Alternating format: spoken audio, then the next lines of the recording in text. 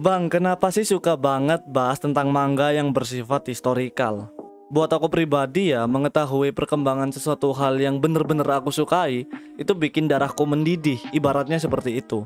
Ibarat ketika kalian menyukai sebuah band ternama, pasti kalian bakal mencari tahu lebih dalam terkait biografi dari band tersebut. Dengan mengetahui perkembangan, sejarah, atau seluk-beluk ceritanya, aku jadi bisa menanggapi seperti apa kultur budaya Jepang yang disebut anime manga ini. Jadi aku tidak hanya sekedar meraba dan mendefinisikan secara pribadi. Dan juga aku tuangkan hal ini ke dalam sebuah konten supaya hal ini tersebut bisa dinikmatin orang lain yang mungkin saja punya ketertarikan yang sama kayak aku. Apalagi di Indonesia menurutku masih belum banyak yang bahas. Jadi nggak salah gitu kalau misalnya aku ngebahas hal ini juga. Salah satu alasan lain juga kenapa aku pertahanin konten tipe seperti ini, karena sebelumnya ada yang bilang jika kontenku ini menambah referensi sama fans dan juga ngasih sebuah perspektif baru. Bahkan ada yang bilang jika konten yang aku buat ini menambah referensi teman-teman, salah satunya teman kita gitu ya, ada yang ngebuat skripsi tentang manga. Itu ternyata seneng banget gitu ya, karena kontennya aku buat ternyata bermanfaat gitu buat orang lain.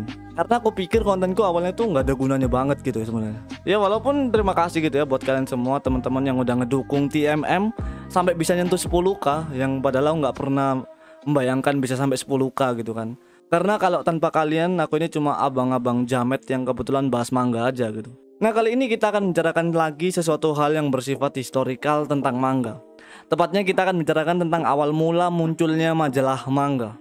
Nah, sebelum kita berbicara tentang majalah manga, aku mungkin bakal jelasin dulu apa itu majalah manga atau manga magazine. Karena mungkin aja beberapa belum tahu apa itu majalah manga.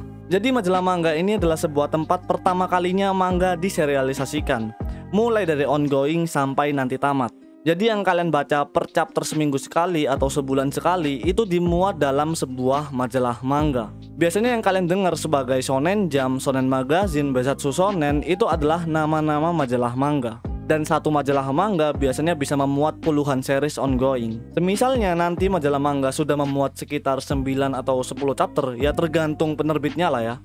Manga tersebut akan dipublish lagi ke dalam sebuah buku yang kita kenal sebagai buku seri manga, atau manga per volume lah istilah simpelnya. Jadi itulah dia definisi majalah manga, yang secara simpelnya ya memang majalah yang memuat tentang manga. Nah, kita sudah nikmatin seri-seri dari majalah manga ini sudah cukup lama, dan tentunya kita mulai berpikir gitu kan, dari mana, kapan, dan siapa yang membawa budaya majalah manga ini di Jepang. Aku akan sebutkan dua nama, yaitu Kanagaki Robun dan Kawanabe Kiyosai. Mereka adalah orang pertama di Jepang yang membawa majalah manga.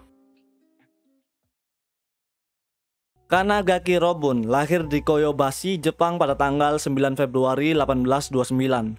Secara basic keluarga, Robun datang dari keluarga biasa saja, di mana orang tuanya atau ayahnya berprofesi sebagai penjual ikan. Walaupun dari basic keluarga yang biasa-biasa saja, Robun menyukai pendidikan sastra ketika ia masih kecil.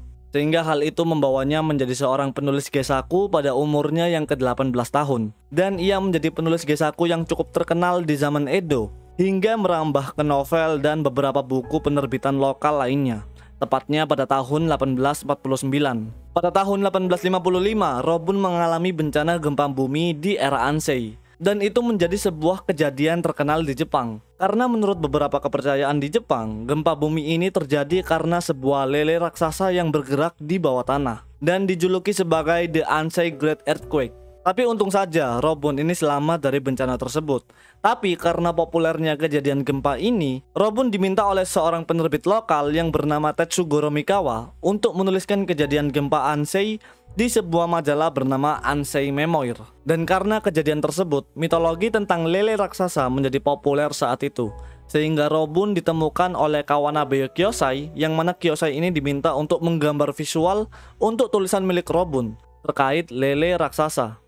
Majalah buatan Robun dan Kiyosai menjadi populer saat itu, sehingga mereka berdua meraup keuntungan yang sangat tinggi. Dan mulai saat itu Robun dan Kiyosai bekerja sama untuk membuat sebuah majalah dan buku bersama-sama. Sampai akhirnya Robun dan Kiyosai bekerja sama untuk membuat majalah manga pertama di Jepang, tepatnya pada tahun 1875. Dan majalah manga ini diberi nama Ensibun Nippochi. Dan majalah manga milik Robun ini sangat terinspirasi dari Japan Punch, yaitu majalah milik Charles Workman, seorang seniman dan karikatur yang berasal dari Inggris yang menetap di Jepang.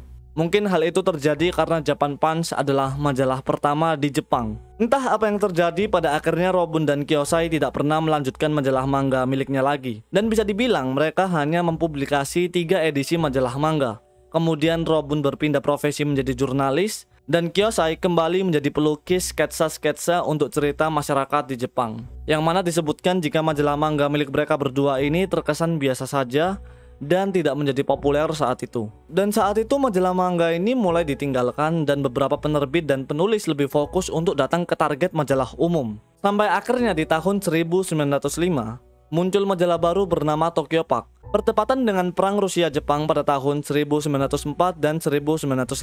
Nah, kemunculan majalah Tokyopop ini tentunya digunakan sebagai propaganda kepada masyarakat sendiri, terutama propaganda terkait Rusia dan Amerika.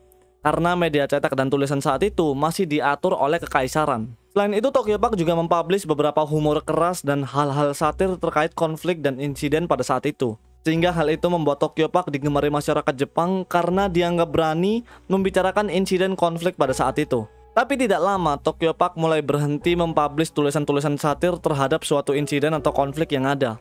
Karena munculnya rumor terkait perencanaan pembunuh kaisar Jepang yang disebut sebagai insiden Kotoku.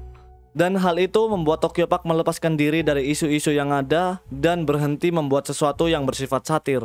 Tapi itu bukan jalan terakhir dari Tokyopop, sampai akhirnya ia kedatangan seorang seniman karikatur ternama yang bernama Kitazawa Rakuten. Di mana Kitazawa Rakuten ini mengembalikan majalah manga dan ia merubah gaya cerita art style dari majalah manga yang sebelumnya. Kepopuleran dari karya milik Rakuten ini membawa Tokyopop dikenal sebagai majalah manga ternama, sehingga membuat seniman baru datang ke Tokyopop untuk menjadi seniman seperti Kitazawa Rakuten. Dan tentunya hal ini membuat Kitazawa Rakuten dijuluki sebagai Father of Modern Manga. Dan Tokyopop tidak berhenti sampai sana, ia juga mengeluarkan 2 versi majalah baru, yaitu bernama Shonen Sekai dan Shoujo Sekai. Dan 2 majalah ini dianggap majalah manga shonen dan manga shoujo pertama di Jepang. Kemudian Tokyopop memunculkan lagi sebuah majalah bernama Shonen Pak. Dan disebutkan jika Shonen Pak adalah majalah pertama untuk anak-anak di Jepang. Dan sejak saat itu majalah dan majalah manga mulai semakin dikenal, sampai akhirnya melahirkan Kodansha pada tahun 1909. Hanya selisih 4 tahun lah ya sama Tokyopop. Kemudian disusul oleh Shogakukan pada tahun 1922. Dan tak lama Shueisha muncul pada tahun 1925. Yang awalnya Shueisha ini anak perusahaan dari Shogakukan dan berdiri sendiri saat ini. Dan era itu terus berlanjut sampai akhirnya manga dipopulerkan lagi oleh Osamu Tezuka pada tahun 1946 sampai akhir kematiannya. Dan majalah manga berjalan hingga ke zaman sekarang, sampai ke Shonen Jump yang kita kenal yang mempublish One Piece, Boku no Hero, Black Clover, dan lain-lain. Jadi itulah dia bagaimana awal mula majalah manga tercipta di Jepang. Jadi kalian bisa lihat majalah manga atau manga di Jepang berasal dari sesuatu yang awalnya ricuh. Makanya Jepang bisa bertahan besar hingga sekarang karena mereka sudah melewati masa-masa kericuhan tersebut. Tapi itulah dia, semoga kontenku ini tetap menghibur kalian semua. Dan terima kasih sudah menonton video ini sampai habis. Aku Jen, TMM, see you next video.